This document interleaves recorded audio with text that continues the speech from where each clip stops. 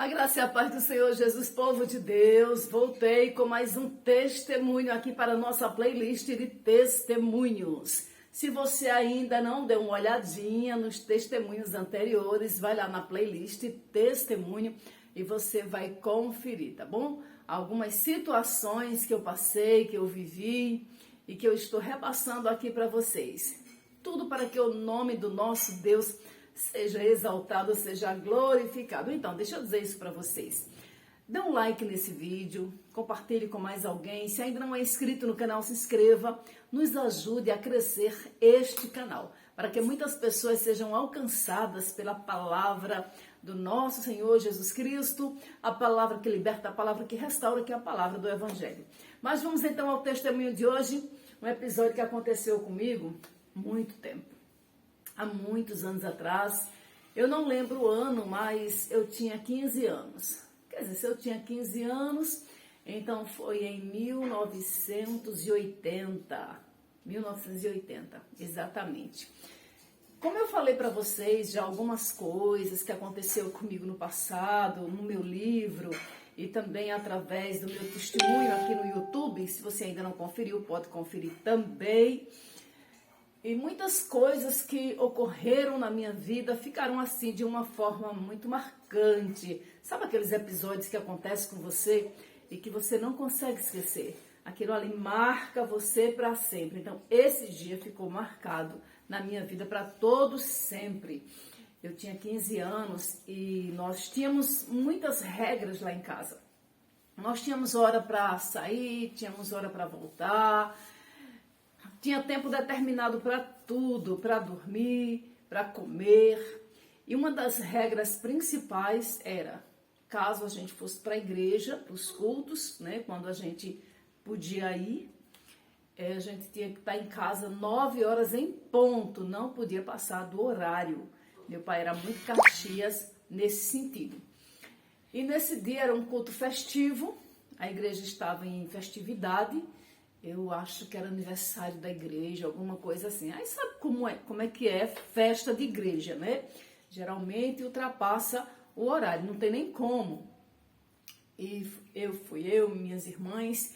Eu lembro que nesse dia minha mãe não foi para a igreja. Ela não estava na igreja. Eu acho que ela ficou em casa com meu irmão Osiel, que era pequeno. E aí nós fomos, o culto foi lindo, maravilhoso. Eu ainda lembro o pregador daquela noite, quem pregou naquela noite. E assim, muitas apresentações, teatro, coral, aquela programação belíssima, né, de festividade. Aí o culto ultrapassou o tempo.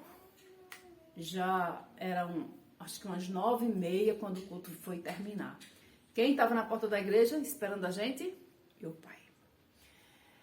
Aí as meninas já começaram a ficar apavoradas, porque já sabiam que todas as vezes que ele ia para a porta da igreja, era escândalo na certa. E ali, eu conto isso hoje, gente, e que sirva de experiência para vocês. Na época foi muito doloroso, foi muito traumatizante, mas hoje eu falo dessas experiências ruins, eu falo com o meu coração muito leve, muito tranquila. Eu fico muito tranquila porque eu já liberei todo o perdão necessário, eu não tenho mágoa nenhuma, não conto isso como nenhum ressentimento, mas que sirva de testemunho para alguém. E ali as meninas apavoradas, corre que teu pai está na porta da igreja e ele está com cinturão na mão. Aí minhas irmãs que eram menores, que é a pastora Osiane hoje e Zélia, simplesmente elas, correram, driblaram ele, né? E correram para casa, foram embora na minha frente. E eu fiquei com medo. Eu fiquei com medo e fiquei dentro da igreja esperando ver se ele ia embora. Ele não foi, ele ficou aguardando a minha saída. E ali, já falando alto, já esculhambando, e todo mundo já meio assustado. E eu disse, meu Deus, vou pedir o pastor para me levar. Mas aí não dava porque o pastor tinha muitos visitantes, muita gente de fora. E nem o pastor nem a pastora podia ir me levar em casa nesse dia. Eu com medo. Mesmo assim eu saí. Gente, quando eu saí, aí eu já passei correndo, né? Mas ele correu atrás de mim. E eu parei, ele, pare. Aí eu parei, quando eu parei, aí ele começou, pá, lapada nas minhas costas, tome lapada nas minhas costas. E nesse dia eu fui da igreja até a minha casa apanhando. E todo mundo na rua parava para olhar, todo mundo assim abismado, e eu lá, com a Bíblia na mão, aí minhas irmãs já longe, corre. E eu não tinha coragem de correr, eu tinha medo dele correr atrás de mim e fazer algo pior. E aí eu fui até em casa nesse dia, apanhando nas costas de cinturão, simplesmente porque o culto terminou muito tarde e a gente eu nem liguei para a hora, nem me liguei na hora, né? Eu poderia ter me ligado quando fosse 9 horas, ter ido embora, né? Tipo a Cinderela, mas não. Fiquei até o final do culto. E eu lembro que eu cheguei em casa, minha mãe ficou muito chateada, muito revoltada com aquela situação. Mas aí eu cheguei em casa e eu passei a noite todinha chorando. Toda chorando. E lembro que passei mais de 8 dias em casa, sem sair, sem colocar a cabeça na rua com vergonha. Passei um período sem ir à igreja também, com vergonha daquela situação.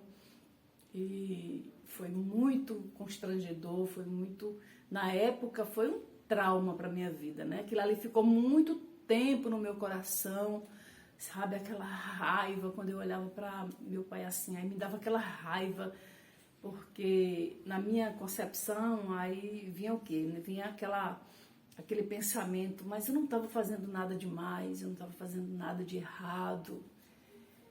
E eu lembro que tempos mais tarde, quando eu me desviei do evangelho, então o inimigo ele pegava essa fase da minha vida e lançava na minha mente.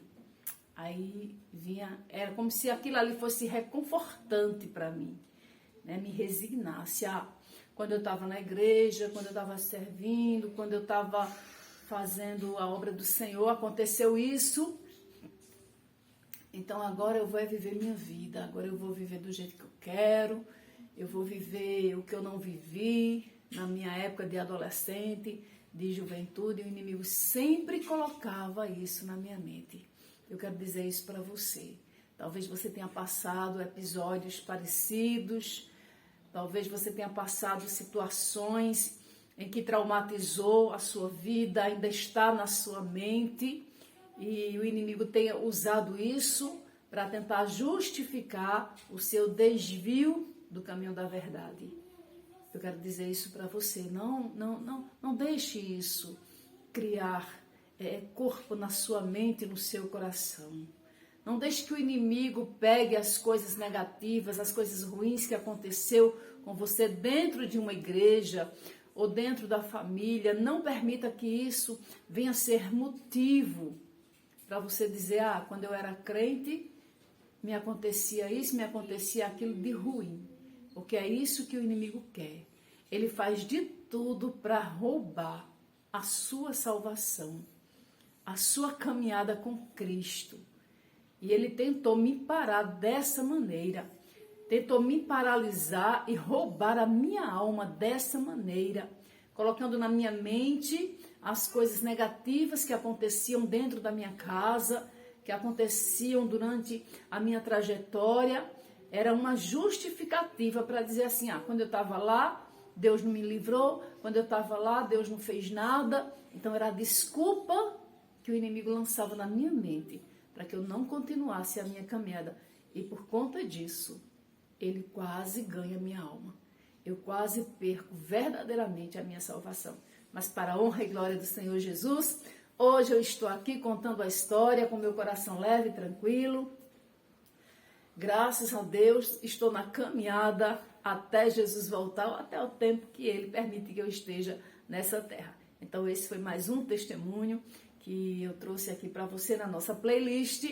Que o nome do Senhor Jesus seja glorificado na sua vida e na minha em todo tempo. Não esquece, tá bom? Dá um like nesse vídeo, nos ajuda a crescer esse canal.